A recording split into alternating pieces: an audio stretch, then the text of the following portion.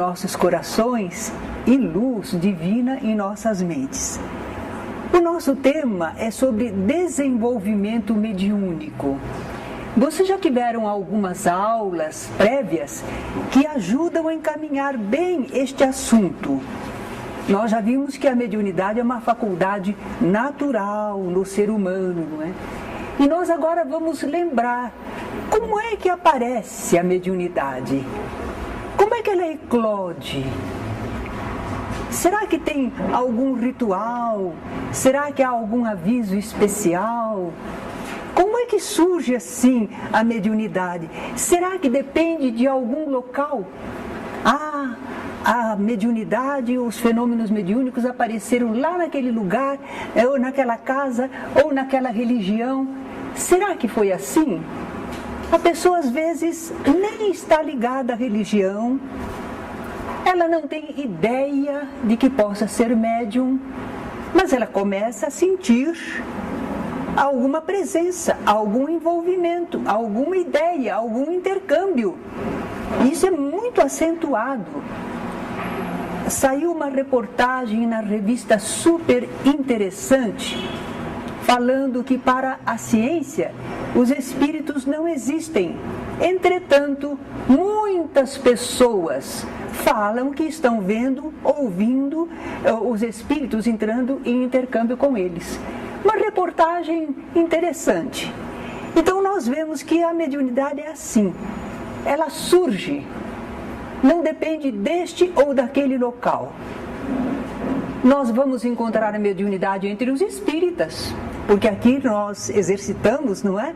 Mas vamos encontrar também em uma pessoa que não está muito ligada à religião, não está, mas ela é médium. Isso é uma lei divina, faz parte da sua natureza. Os espíritos existem e a pessoa tem a possibilidade de transcender o corpo, então ela começa a entrar em intercâmbio. Não depende absolutamente de idade. Há crianças que manifestam alguma mediunidade, embora a gente não deva exercitar, mas elas manifestam. E às vezes surge só quando a pessoa tem bastante idade mais, parece que o corpo ficou mais frágil, então a pessoa transcende o corpo com um pouquinho mais de facilidade. Então há pessoas em quem a mediunidade surge quando ela está com 60 anos, 65, e não é senilidade não, é mediunidade mesmo, não é? Também homens ou mulheres. Bom, houve as vestagens lá em Roma e em algumas religiões eles davam preferência à mulher, não é, para as comunicações, mas em verdade homem ou mulher. E nós sabemos à luz da doutrina espírita que o espírito não tem sexo propriamente como nós o entendemos na organização física, que são os mesmos os espíritos que animam os corpos de homens e de mulheres. Aprendemos isso no Iniciação, não foi? Então, se não há diferença espiritual, por que haveria no campo da mediunidade entre homens ou mulheres? Também sabemos que a condição social não quer dizer nada.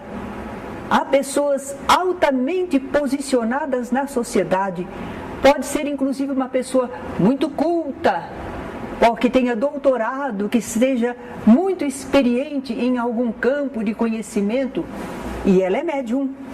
E ao mesmo tempo podemos ter uma pessoa do povo, que não tem nenhuma cultura, e entretanto ela manifesta a mediunidade. E o fenômeno é verdadeiro e é legítimo. Então nós estamos vendo que a mediunidade não depende de lugar, de idade, de sexo, de condição social, moral. Não comentei ainda isto. Há pessoas que são médiums e a gente diz, como?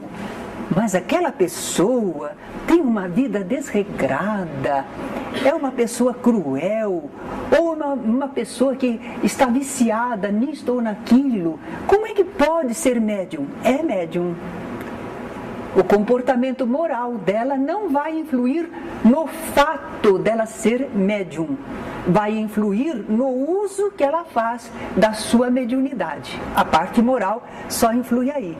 E às vezes vemos uma pessoa que é realmente de costumes tão puros, uma pessoa fraterna, prestativa, e é médium também. Então a gente começa a perceber que a mediunidade não tem a ver com santidade. Tá?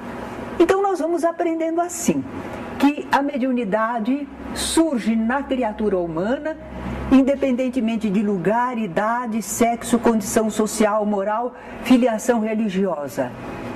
É interessante, né? Tudo que vem de Deus é assim muito democrático, né? Não se prende a grupos, não se prende a situações materiais. O que vem de Deus está ligado ao espírito imortal, não é? Mas mesmo assim, a mediunidade não deve ser forçada. Ah, eu quero ser médium. Eu quero ser médium. E você vai forçar, sugestionar-se. Não, aí está errado. Que você se interesse. Será que eu sou médium? Vamos observar que coisas eu poderia fazer para ver se eu sou médium. Tudo bem, mas aquele objetivo, eu quero ser médium, eu tenho de ser médium. Por que eu não sou médium? A outra pessoa ali é, por que eu não sou? Por que Deus fez isso? Não, aí nós estaremos errados, não é? Nós que temos, assim, este encargo de orientar as pessoas no campo espiritual, nós não devemos forçar a mediunidade para ninguém.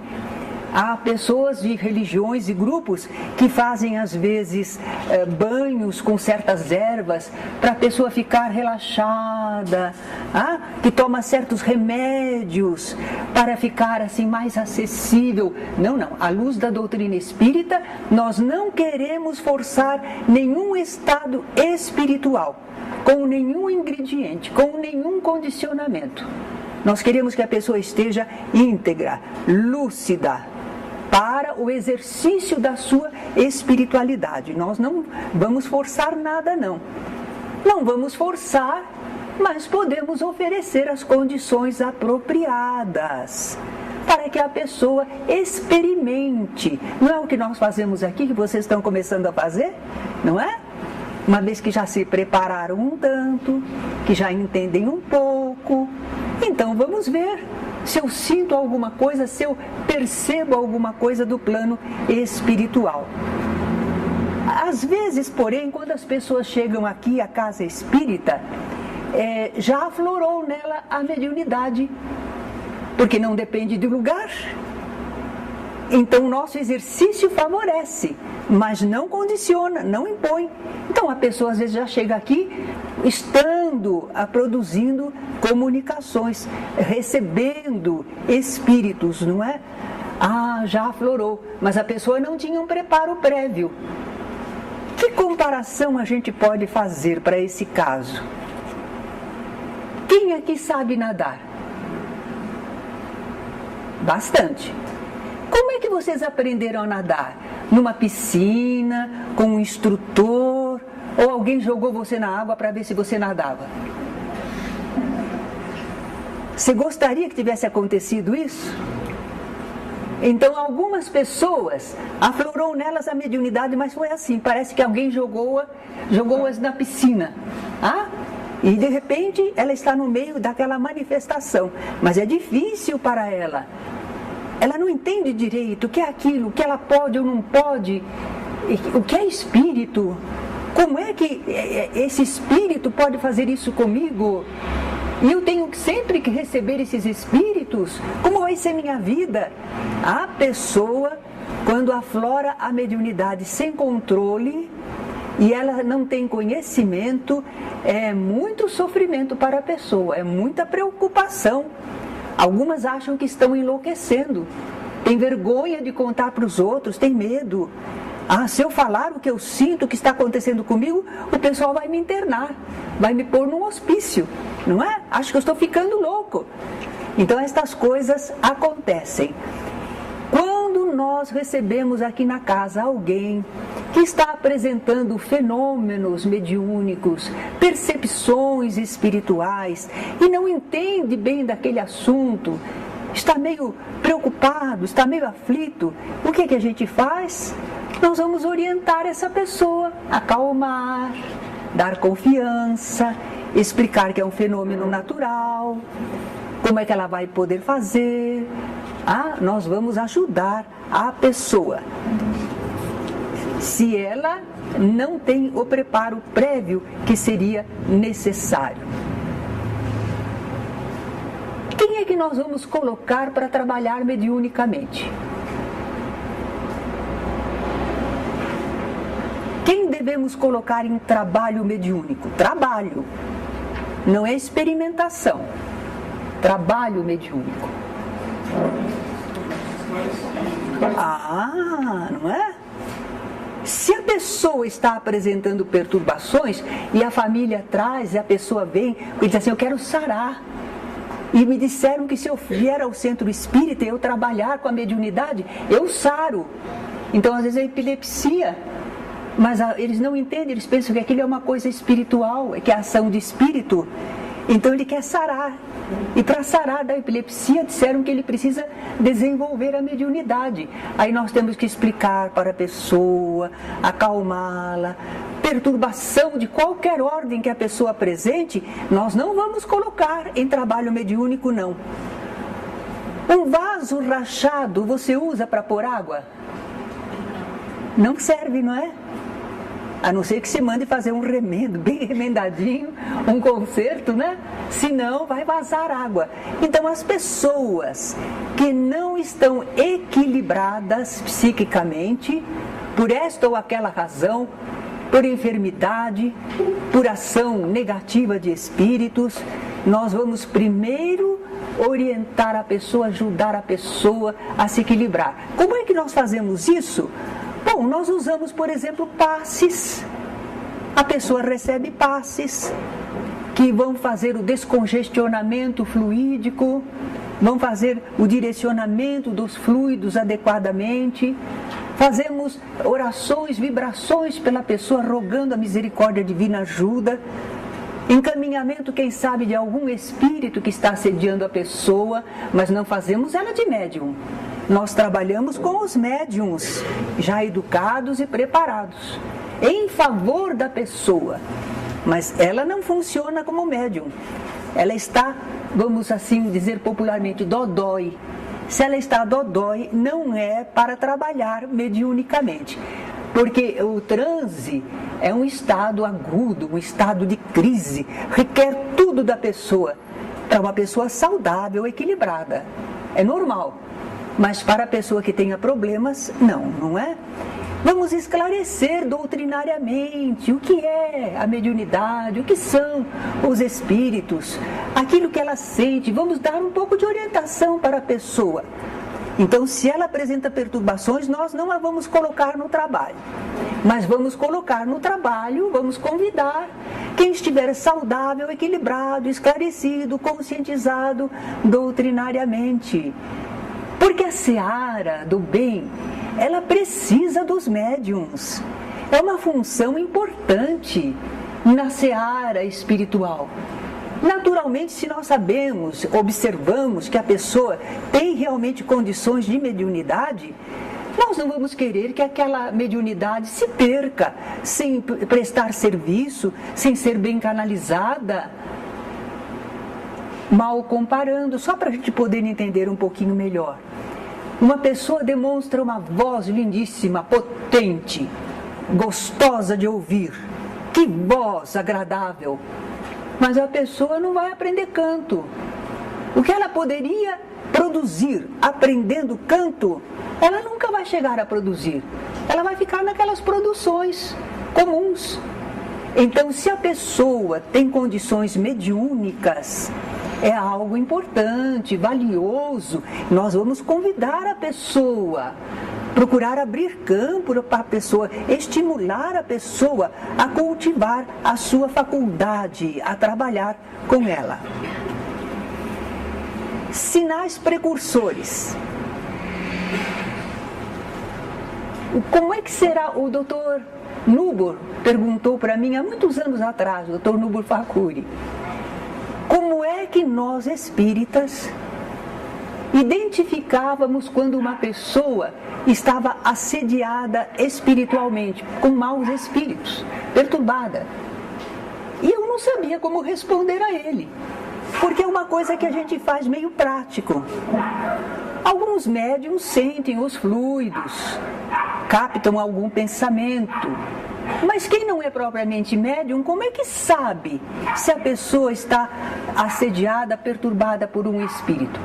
E eu pensei um pouquinho e depois disse para ele, sabe, doutor, é que as pessoas quando estão sob a influência de um espírito perturbador, elas têm um facies que a gente já reconhece de prática.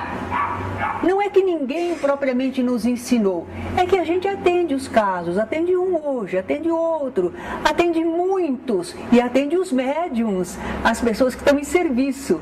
Então a gente costuma perceber através da pessoa, da fisionomia, quando ela está sob a influência de espíritos que passam aquela impressão de agressividade, ou de tormento, ou de instabilidade. Não é a pessoa normalmente, é porque ela está sob a influência de espírito. E isso a gente aprende a reconhecer de um modo prático. Tá? E foi o que eu pude explicar para o Dr. Nubor naquela ocasião, não é? Bem, mas a gente nota sinais precursores, só que é uma dificuldade para definir bem. Porque os mesmos sinais que a gente nota na mediunidade que está começando, nós notamos também em algumas enfermidades. Às vezes é enfermidade, às vezes não é não. Então como é que nós podemos distinguir? Quando, por exemplo, a pessoa diz, mas eu vejo espíritos, eu vejo pessoas que já não são deste mundo. E a gente conversa um pouco com a pessoa, como é que você vê? Como é que a pessoa se apresenta? Eu vejo e ouço, ela me fala. O que fala para você? Então, conforme a pessoa vai dizendo, a pessoa não é espírita. Nós somos. Nós conhecemos doutrina, conhecemos manifestação de espíritos. Ela não. Ela está na prática. Ela está vivendo. Então ela começa a dizer como é o espírito, que ela vê, o que sente, o que o espírito falou. E a gente identifica. Isso realmente é uma manifestação espiritual. Ela não está sofrendo uma alucinação. Ela não está sofrendo um desequilíbrio mental. Não, não. A pessoa está me falando exatamente aquilo que a gente constata nas reuniões mediúnicas, com médiuns educados, com médiuns seguros. Então ela vê, ela diz, eu vi uma pessoa, sabe, eu nem a conhecia, mas eu vi a pessoa, era assim, assim, assim, estava vestida deste modo, e ela me falou isto assim, assim. E aí depois comprovou com as pessoas que era realmente o parente de alguém, conhecido de alguém. Então ela não está nem louca, nem desequilibrada. Ela está sendo intermediária, não é? Vidência, audição. Às vezes a pessoa não é que ela propriamente vê ou ouve, mas ela é envolvida pelo espírito e ela começa a falar ou a escrever. E ela às vezes não sabe nem o que está escrevendo. Depois é que ela vai ler o que ela escreveu. E quando fala, depois dizem, você falou isso assim, assim. Eu falei, ela não lembra mais.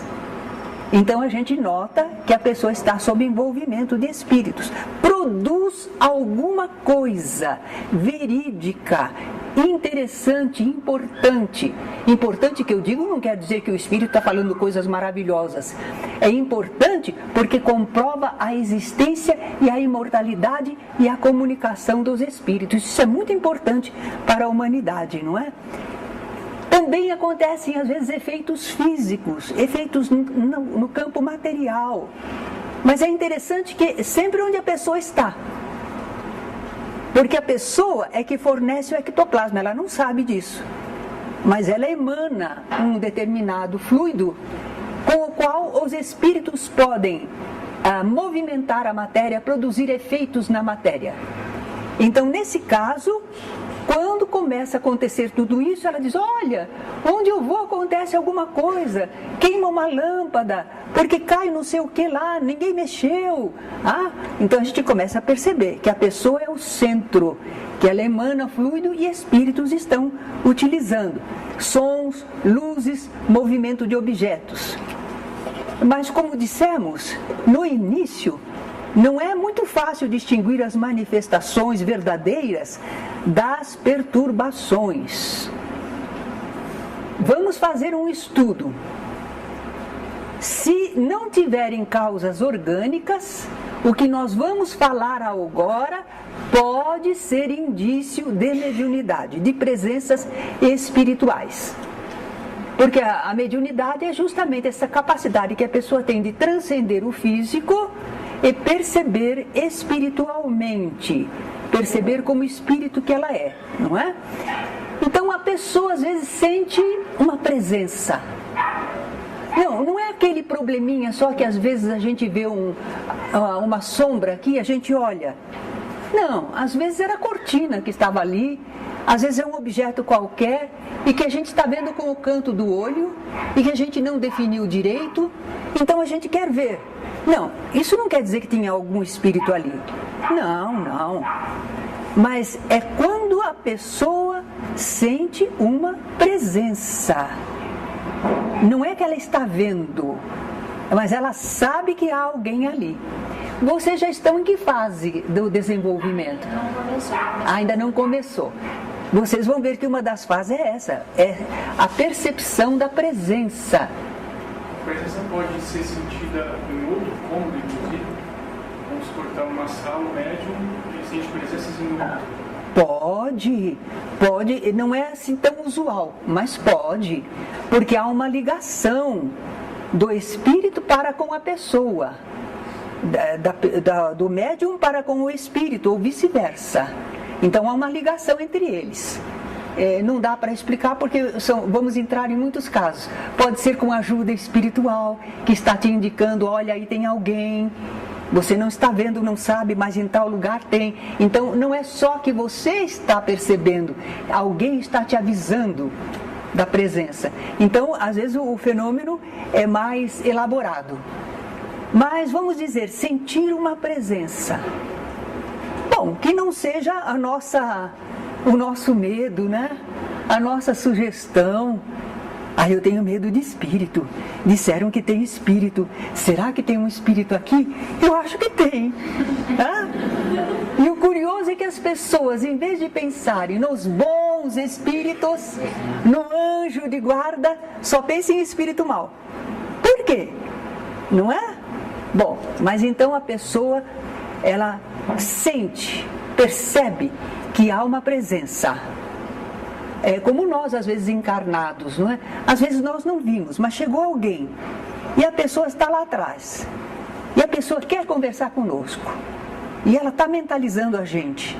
É provável que a gente sinta. Não é espírito desencarnado nenhum, mas é um espírito.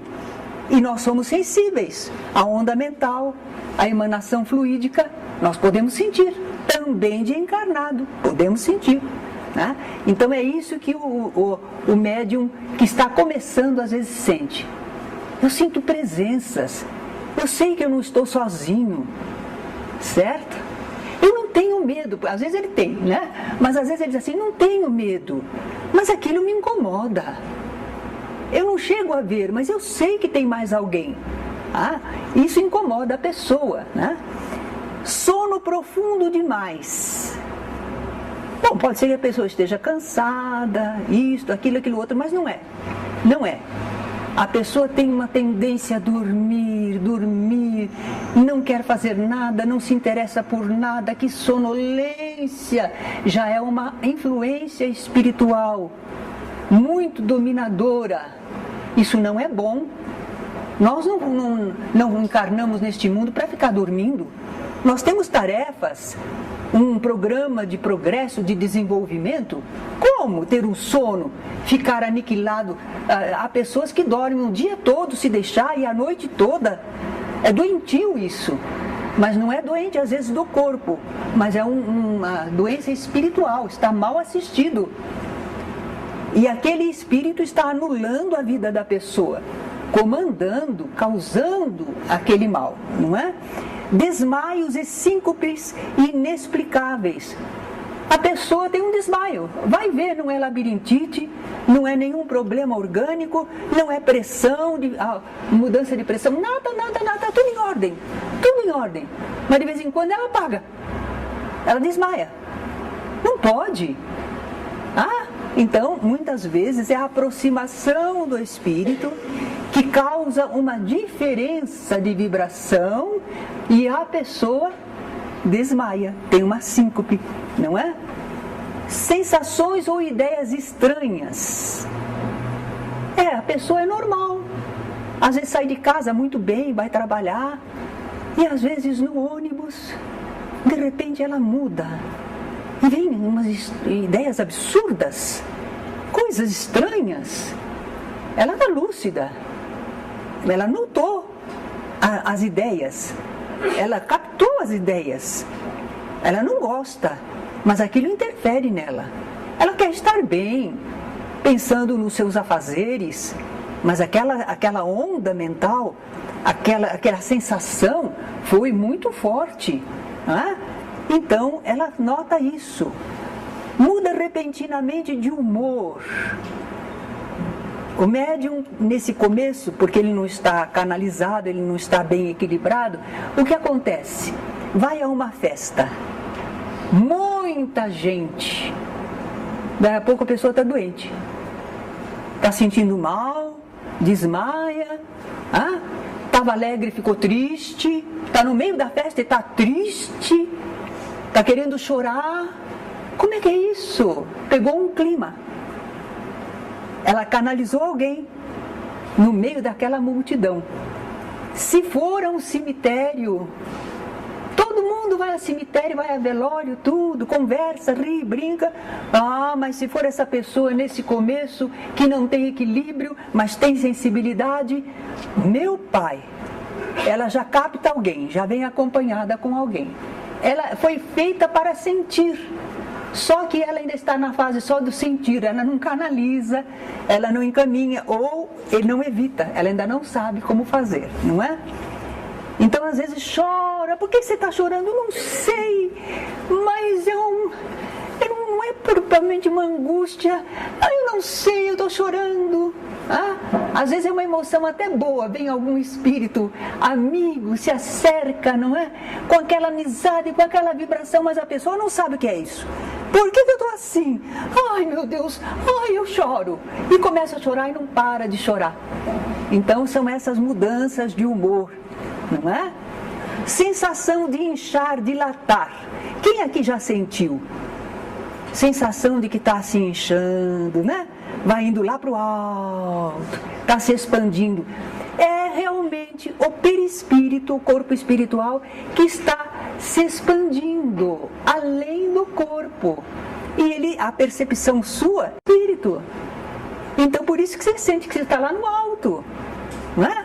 Ou que a sua mão está aqui, minha mão está aqui. Não, mas eu estou sentindo minha mão aqui. Então essa mudança, como se fosse um ballonement. Adormecimento, formigamento de braços e pernas. Por isso que a gente diz, quando vocês se preparam para o exercício mediúnico, para o trabalho mediúnico, acomode bem o corpo. Porque às vezes você fica com a perna cruzada, com o braço mal posicionado, e isso vai causar formigamento, mal-estar, mas não é mediunidade, não tem nada a ver com manifestação de espírito. Então por isso que a gente acomoda bem o corpo, para não pensar no corpo, para ele não atrapalhar. Mas quando há uma aproximação de espírito, justamente porque a vibração do espírito é diferente da nossa, são dois tipos de vibração diferente, vai causar alguma reação no organismo nosso. Não é o nosso modo natural. Aquela vibração está diferente, né? Então a gente pode sentir adormecimento, formigamento de braços e pernas, pode sentir um arrepio. Acho que eu estou com frio. Está nada, está tão quente. É aquela presença espiritual, diferença de fluidos que causou isso. Tremor, palpitação. A pessoa vai para o médico, eu acho que eu estou sofrendo do coração. De repente me dá aquela palpitação. Depende, às vezes é a aproximação do espírito que causa isto. Bom, naturalmente que isto ocorre com as pessoas que possuem mediunidade e ainda não canalizaram bem, não a exercitaram, não a educaram, não é? E quando acontece da pessoa sentir coisas assim, muita gente diz assim, vá ao centro, você precisa sentar à mesa mediúnica e dar comunicação, aí você fica bem. Não é exatamente isso. Não é, não. Nós não queremos que vocês, quando chegaram à casa espírita, nós dissemos para vocês sentarem à mesa e dar comunicação? Claro que não. Não é? Não. Desenvolver a mediunidade, nós falamos desenvolver a mediunidade porque é um termo que já está consagrado. Mas sabe, quem é que desenvolve em verdade? Não é a mediunidade já está lá. É como a voz já está lá. Mas a pessoa aprende a trabalhar com a voz. Como colocar a voz, como usar o diafragma. Então ela aprende uma porção de coisas para trabalhar com a voz. Assim também o médium. Desenvolver a mediunidade é a pessoa apurar e disciplinar a sua sensibilidade espiritual. Mas como o termo já está consagrado, dá a impressão que a mediunidade vai crescer, vai desenvolver. Não, ela já é. Você é que vai se desenvolver no uso da sua mediunidade, não é? Vai aprender a empregá-la com as melhores técnicas e visando as finalidades mais elevadas. É aí. Se a gente não orientar dessa maneira, a pessoa pode fazer mau uso da sua faculdade. Ela pode começar a empregar para adivinhar o futuro, para saber o que está acontecendo com o vizinho, para bisbilhotar a vida alheia, sei lá para o quê. Se ela não tiver orientação, para que será que ela vai usar a mediunidade? Olha que interessante, eu estou aqui, mas eu posso captar os pensamentos ali na casa vizinha. O que será que eles estão conversando lá? Que bobagem, não é? Mas se a pessoa não tem uma ideia do que é a sua faculdade, para que serve, se ela não tem uma orientação espiritual boa, ela pode ficar querendo usar a mediunidade para coisas tontas, prejudiciais, ou então ela se torna aquela pessoa que vai num lugar e se sente mal, vai em outro lugar e se sente mal, fica diferente, né? Vai num lugar, fica esfuziante, dá até vexame, vai no outro lugar, fica macambúzio, fica emburrado num canto, fica esquisita. São coisas desagradáveis, situações difíceis para a pessoa e para aqueles que a cercam. As pessoas que convivem com essa pessoa dizem assim, mas que isso? Eu não entendo você, está sempre difícil. Uma hora está lá na altura, outra hora está no problema. Nunca está bem, em todo lugar que a gente vai, começa alguma coisa a te incomodar. Começa a dar problema na família, para a vida da pessoa, só porque ela não está com a sua mediunidade bem canalizada, ela não está entendendo bem o que é aquele processo, não é? Então, o desenvolvimento mediúnico abrange providências doutrinárias, técnicas e morais. À luz do Espiritismo é assim que a gente vê. Desenvolver o médium, preparar o médium, requer providências no campo doutrinário. E médium tem que aprender Espiritismo? Tem, porque é o Espiritismo que explica o que é a mediunidade. Só o Espiritismo vai nos dizer o que é o universo, o que sou eu, de onde eu vim, por que eu estou aqui, para onde eu vou depois, eu e os outros seres. Nós somos criaturas que evoluem, nós somos regidos por uma lei de causa e efeito. Quem é que vai ensinar isso para nós? É o Espiritismo. Senão a pessoa tem uma porção de percepções e não entende nada, não está entendendo nada, não é? Intercâmbio mediúnico. A gente chega num encontro entre quem está aqui na Terra e quem é do outro lado da vida. Olha, o pensamento pode agir sobre os fluidos e provocar sensações. Muito bem, então é assim que a gente tem que agir. Olha o pensamento. A natureza dos espíritos. Espírito não é demônio, também não é anjo. É um espírito mais ou menos evoluídos. Como é que eles se sentem do lado de lá da vida? O que eles fazem do lado de lá? Porque eles têm que ficar eles para lá e nós para cá? Por que Deus deixa misturar? Por que eles podem interferir na gente? À luz do Espiritismo a gente vai conhecendo como eles são, até que ponto eles podem interferir ou não. Perispírito, corpo espiritual. Eu sempre me recordo que uma companheira na prefeitura estava muito aflita, sofredora, porque ela achava que ela estava morrendo, que ela ia morrer logo, porque ela se sentiu fora do corpo, ela se sentiu saindo do corpo, era desdobramento. Ela não sabia que ela possuía um corpo perispiritual. Ela não sabia que ela podia se ver distante do corpo, que ela estava encarnada, mas que em certos estados de emancipação parcial, ela podia estar à distância e observando o próprio corpo. Então, quando ela teve essa sensação, quando ela teve esse fenômeno, ela pensou que ela já estava deixando o corpo e que logo, logo ela não voltaria mais. Olha que tolice! Se não for a doutrina espírita esclarecendo, as pessoas sofrem muito com os fenômenos que se dão com elas, não é? Nós vamos aprender também tipos de mediunidade, porque às vezes assim, mas eu queria ser um médium vidente, mas eu queria. Por que eu não vejo? O Espírito vem, ele me envolve, o Espírito falou, mas por que eu não vejo o Espírito? Eu queria ver. A gente vai então explicar a diferença das percepções espirituais, os tipos de mediunidade. Então esta é a parte doutrinária, tem muito que aprender, mas muito, a vida inteira. E a parte técnica? A parte prática. Já existe alguma informação que favorece. À luz do conhecimento espírita, a gente aprende uma série de coisas. Por exemplo, o que vocês vão fazer? Distinguir os espíritos pelos fluidos. Eu não tenho um olfato muito apurado. Dizem que os homens têm um olfato mais apurado que a mulher, não é?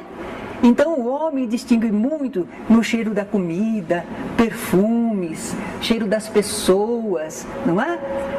Mas nós vamos aprender assim a procurar perceber o tipo de fluido que o espírito emana. Como é esse fluido? É suave?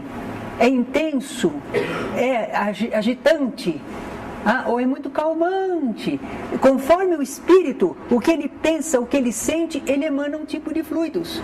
E nós vamos tentar exercitar, reconhecer os espíritos pelos fluidos. Quando é um espírito bom, o fluido pode ser 3, 4 tipos, mas é sempre assim.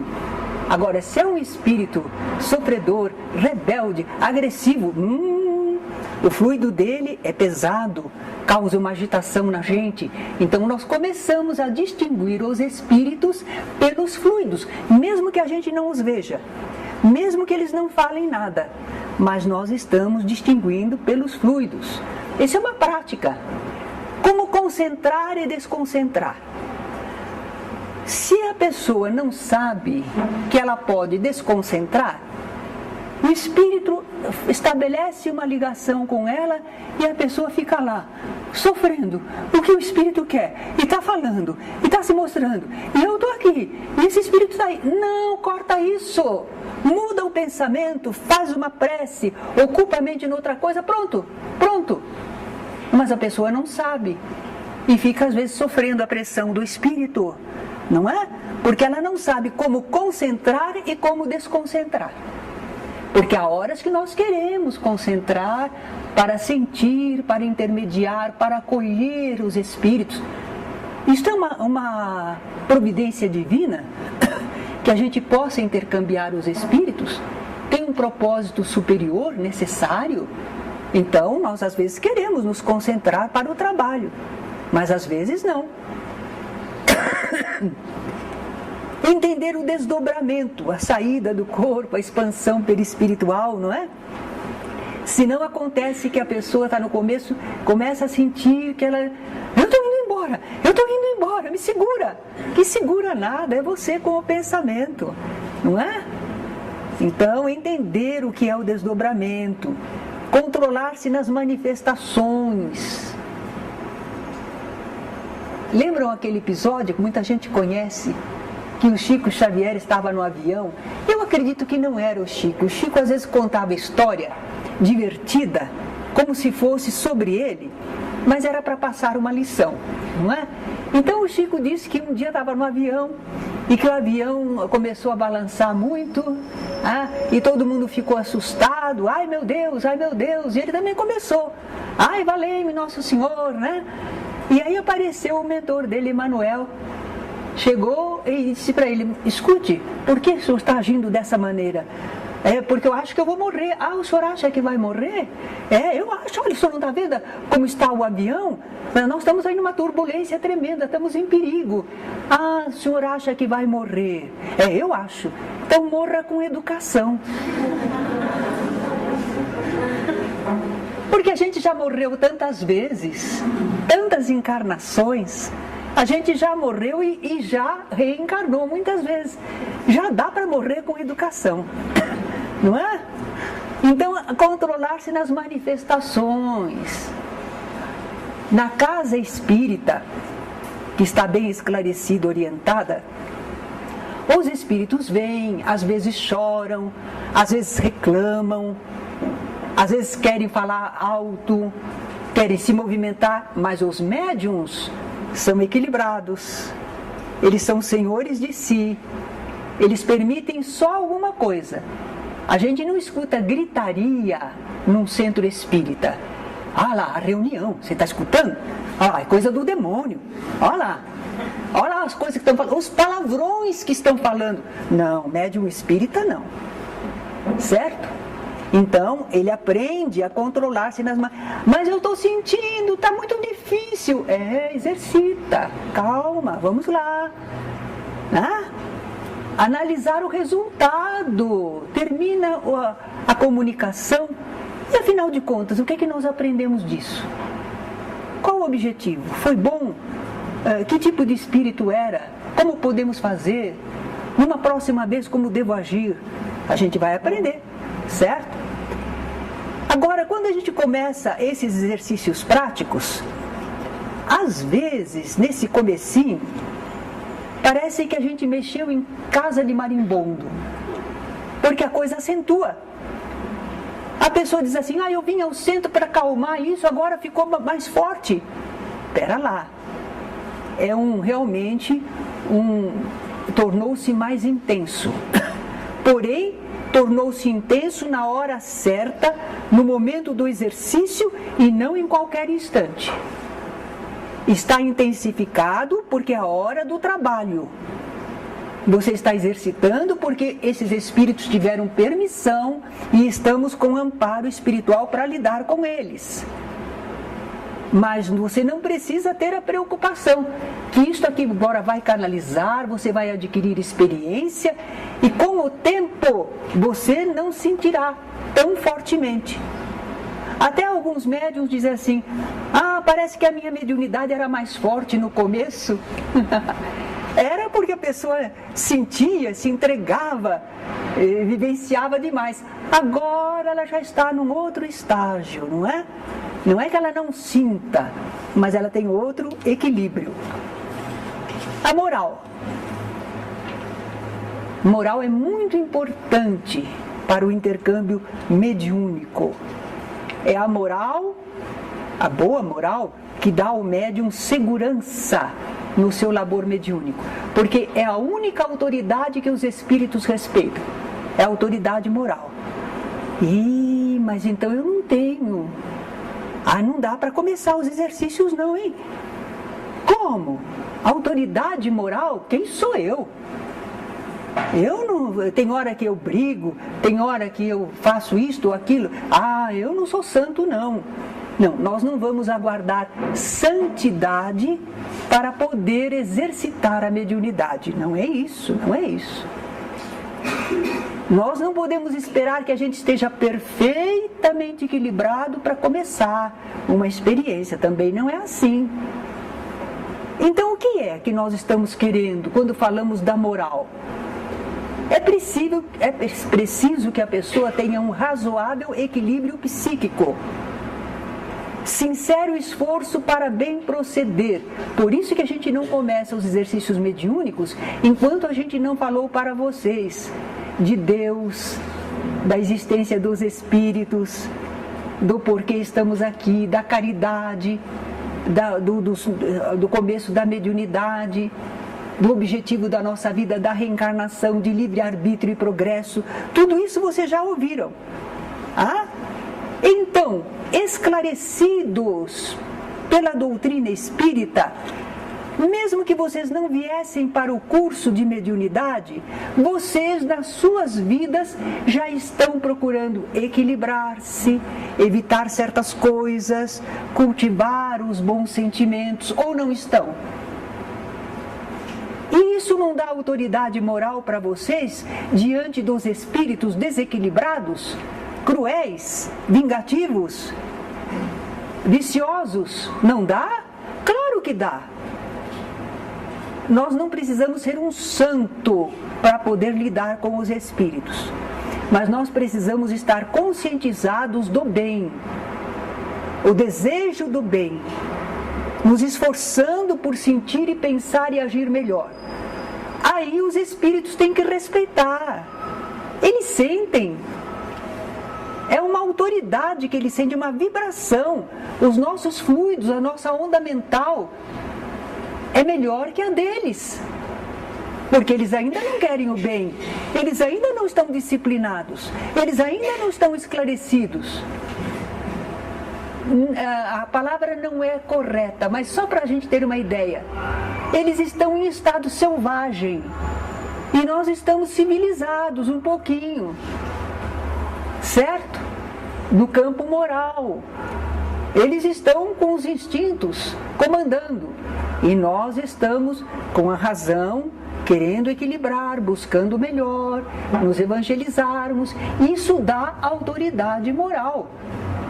Nós queremos o bem para nós e para eles. Nós não estamos contra eles. Nós não estamos brigando com eles. Nós estamos buscando paz e progresso para nós e para eles. Então temos autoridade moral. Não precisa ter medo ao lidar com os espíritos. Você só precisa estar com o pensamento em Deus, o desejo do bem. Ou será que a gente ia começar um trabalho de intercâmbio com os espíritos se não houvesse segurança? É dentro da própria lei divina. Tudo que Deus faz é bem feito. E existe uma margem de segurança normal. Só quando a gente ultrapassa essa margem de segurança é que nós causamos alguma coisa. Mas aqui nós não estamos com objetivo nenhum egoísta, materialista. Não, nós estamos procurando a espiritualidade, servir, aprender. Nós temos uma equipe espiritual que nos dá uma assistência. Então não há por que ter medo. Nós temos às vezes medo por causa dos nossos condicionamentos. Nós aprendemos anteriormente sobre demônios, sobre perigo. Essas coisas são perigosas. E isso ainda está lá no nosso subconsciente. A gente só vai perder isso quando a gente exercitar a mediunidade com segurança, com proveito, com progresso, alegria de realização. Aí depois a gente diz, que tolice, não é? A gente tinha tanto medo. Não há razão nenhuma para ter medo. É porque era desconhecido para nós. Mas agora nós conhecemos e trabalhamos com segurança, não é? Precisamos de um certo preparo doutrinário. E aí a gente procura um ambiente propício e seguro, um centro no qual as pessoas estão interessadas na fraternidade, na boa moral, não só no fenômeno mediúnico. Então é nessa casa que a gente vai tentar exercitar, não é? Indispensável reforço pela reforma íntima, vigilância. Vigilância. Jesus dizia: vigiai e orai. Recomendação de Jesus. Porque é tão maravilhoso que Deus nos criou, seres inteligentes, que podemos fazer tanta coisa e ainda entrar em convívio com os nossos irmãos, libertos do corpo. Deus não nos deixou separados, Deus deixou providencialmente uma comunicação maravilhosa que dá a convicção da continuidade da vida, que explica muito porquê e para quê. Isto é maravilhoso, mas nós precisamos vigilância e oração. Vigiar quer dizer estar atento. O que eu estou sentindo? Por quê? É bom? Agora é oportuno? Sim? Não? Faço? Não faço? Olha a nossa vigilância. Estamos prestando atenção. E nós elevamos o pensamento, buscando a sintonia com regiões mais altas. Eu estou sentindo aqui uma presença muito ruim. Eu acho que esse espírito quer me maltratar. Se ele pudesse, ele me matava. Ai, que medo. Eleva o pensamento. Busca com a faixa lá para o alto. A misericórdia divina. O que Jesus ensinou? Orai pelos que vos perseguem e vos maltratam. E você, em vez de orar, você fica pensando no espírito e dando força para ele. Porque ele está aí. Porque ele vai fazer isso. Porque eu estou me sentindo... você está fortalecendo ele. Eleva o pensamento a Deus, a Jesus, vibra para o bem. Daí a pouco você vai perceber que ele não pode nada. Ele só podia porque você deixava. Você mudou a sintonia, ele já não te atingiu mais, não é? Vigilância, oração, boa conduta, caridade. Caridade não é só para ser bonzinho. Caridade não é para fazer barganha com Deus. Caridade é abrir o coração para o semelhante. Quando você faz isso, naturalmente você já atrai espíritos benévolos que querem ajudar as pessoas. Porque você abriu o coração para prestar atenção ao próximo, ver o que você pode fazer. Os espíritos que querem ajudar a pessoa já se aproximam de você. Então você tem um acompanhamento superior, não é? Assistência espiritual não vai faltar. O nosso desenvolvimento da mediunidade, o nosso exercício mediúnico é seguro, é promissor, é algo assim que quando depois a gente conseguir esse aprimoramento da nossa sensibilidade, o nosso intercâmbio, nós vamos ficar cada vez mais felizes, cada vez mais agradecendo a Deus. Porque a maioria das pessoas não vê, não ouve, não sente nada da vida espiritual. Vocês já imaginaram passar a vida inteira sem sentir nada da vida espiritual? Aí a pessoa acaba achando que nós somos só uns animais, nós somos só um corpo. Não existe nada de vida espiritual. Como a vida fica pequena, como ela diminui. Ela é grandiosa, ela é ampla, ela é sublime, ela é obra divina. Mas nós estamos aqui, com tapa-olho. Só vemos o que é material. Mas mesmo que a gente não seja médium, trabalhando com a mediunidade, observando os companheiros, sendo elemento de sustentação, nós vamos aprender muito, sentir muitas coisas. Nós vamos ter uma sensibilidade e um conhecimento que as outras pessoas não têm. Em algumas religiões, felizmente, eles também cultivam a oração, sintonia espiritual, graças a Deus. Mas a maioria das pessoas aí fora, elas sabe, você crê em Deus? Eu acho que tem Deus, né? Agora, mas você crê mesmo? Como que é o lado de lá? Ah, não sei, não. Acho que morreu, acabou. Não. Ninguém voltou para contar. Não é assim que o pessoal fala? Nós não vamos ter esse pensamento, porque nós vamos saber que eles voltaram para contar, sim. E aprendemos muito com o que eles contaram sobre a situação, a continuidade da vida. E nos ajudou, nós aprendemos com eles a uma conduta melhor. Nós vimos por que um espírito estava passando por tal situação. Às vezes o espírito não é propriamente mau, mas ele está do lado de lá, ele se sente sofredor, ele se sente sem um encaminhamento, ele não sabe o que fazer da vida. O que é isso que eu estou sentindo? Mas por que eu estou aqui? Como é que eu cheguei aqui? Ele não entende nada. Falta para ele um conhecimento espiritual. Se ele fosse um espírita de trabalho, de serviço, não quero dizer que fosse uma pessoa melhor que os outros, não. Mas quando ele sentisse assim algo diferente, interessante, parece que eu estou falando com minha família não me ouve mais. O que está acontecendo? Será que eu desencarnei? Se eu desencarnei, o que é que eu tenho que fazer? Misericórdia, Senhor, que a tua bondade seja sobre mim, mostra-me o caminho. O próprio espírito desencarnado já estaria orando e buscando encaminhamento, mas eles não sabem. Então eles ficam se demorando, sofrendo, desorientados. É ignorância, só ignorância. E essa ignorância nós não teremos.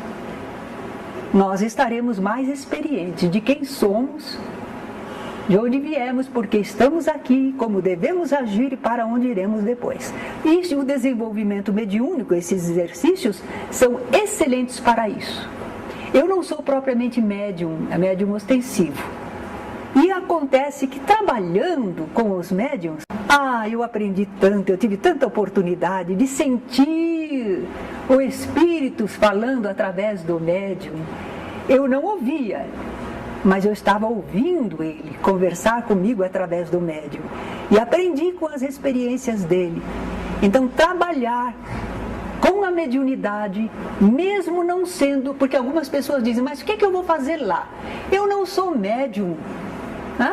Algumas pessoas dizem, não sou médium. Mesmo sem sermos médiums, temos muito a aprender e nos beneficiarmos com os exercícios mediúnicos. E neste ponto eu me lembrei, Paulo Andrade é um companheiro nosso. Atualmente ele trabalha numa outra casa. E ele, quando terminou a iniciação, eu disse, bom, agora você vai para o 2º ano, que é exercício sobre mediunidade, conhecer mediunidade. Ele disse, não quero não. Mas por que você não quer? Eu não sinto nada, não vejo nada, nunca me aconteceu nada. Para que eu vou num estudo sobre mediunidade? Para mim não interessa, não tenho nada a ver.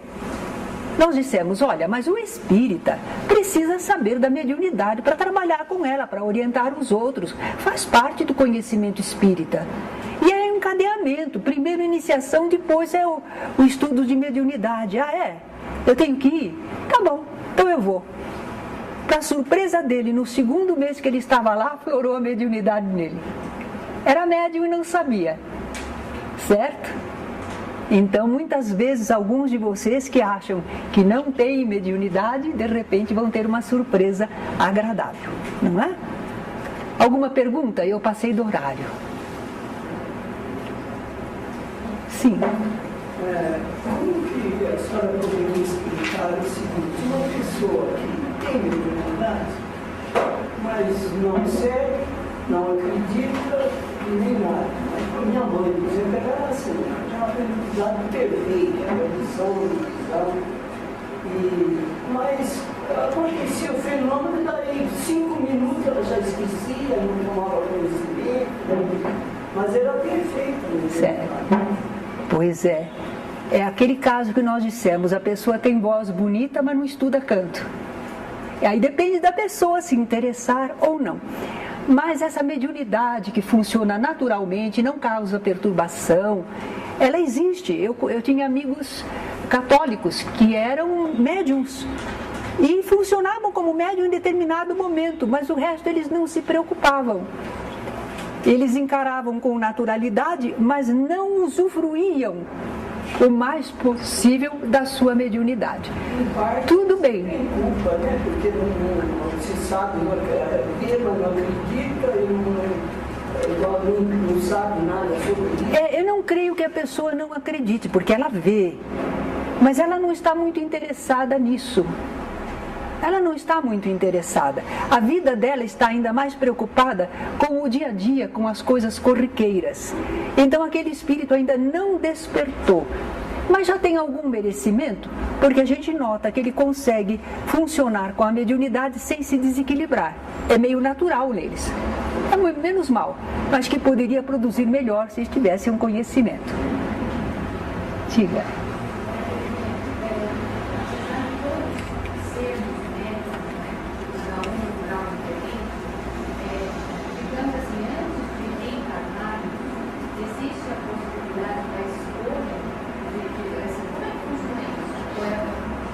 Olhe, certamente a nossa encarnação, quando temos condição para isso, quando já temos desenvolvimento para isso, quando não estamos compromissados e perturbados e complicados com resgates difíceis, nós podemos talvez programar, solicitar. Mas os amigos espirituais que nos dirigem certamente vão nos ajudar nessa hora da escolha, não é? Porque é um tipo de experiência, é um tipo de prova. Será que eu podia trabalhar nesse campo? Vai ser útil para mim? Então os amigos espirituais, quando vão fazer a programação do organismo, eles favorecem isto. Na hora da reencarnação, puxam o genes mais adequado, não é? Que permita a expansão perispiritual no corpo, para que a pessoa possa trabalhar com a mediunidade. Certo? Se houver uma necessidade, um aprendizado, alguma coisa a realizar. Mas isso é tão... Como é que nós podemos saber agora de lá do plano espiritual? Não sabemos. Agora, se a pessoa possui a mediunidade ostensiva, não precisa perguntar. É evidente que ela tem tarefa a fazer com essa mediunidade. É a mesma coisa que nós. Nascemos com inteligência, não estamos perturbados, desequilibrados, nós temos capacidade de usar o nosso raciocínio, é para usar bem. Você tem o seu raciocínio livre, não está comprometido, use bem. É para usar, não é para ficar flanando aí. Certo? Mais alguma perguntinha? Obrigada. Matar a vontade. Sim. A senhora usou um termo aí, as duas ou três vezes, eu achei muito importante. A senhora falou que o médium tem que aprender a canalizar esses fenômenos. O que seria assim, esse canalizar? Os americanos falam muito channeling. Quando eles canalizam, eles sintonizam com o espírito. Não é? Então eles dizem que eles estão canalizando. Quando nós colocamos as nossas potencialidades a funcionar adequadamente. Então, por exemplo, eu quero exercitar a vidência. Então eu me acalmo, me tranquilizo, eu rogo a Deus e fico atenta para ver se eu percebo alguma coisa. Eu estou procurando canalizar. Assim como eu estou, por exemplo, com os meus olhos físicos, eu estou canalizando, eu estou vendo o que é que eu vou preferir ou preciso olhar. Eu estou canalizando. Agora eu vou canalizar a minha vontade espiritual e a minha faculdade espiritual. Eu vou canalizar para com os espíritos, por exemplo, neste momento que os espíritos necessitados vão se comunicar, se eu puder ajudar, meu Deus, que a tua misericórdia consinta. Quem eu posso ajudar? Que a tua sabedoria, Senhor, me encaminhe esse espírito. Eu estou canalizando. Certo? Muito bom. Obrigada, então.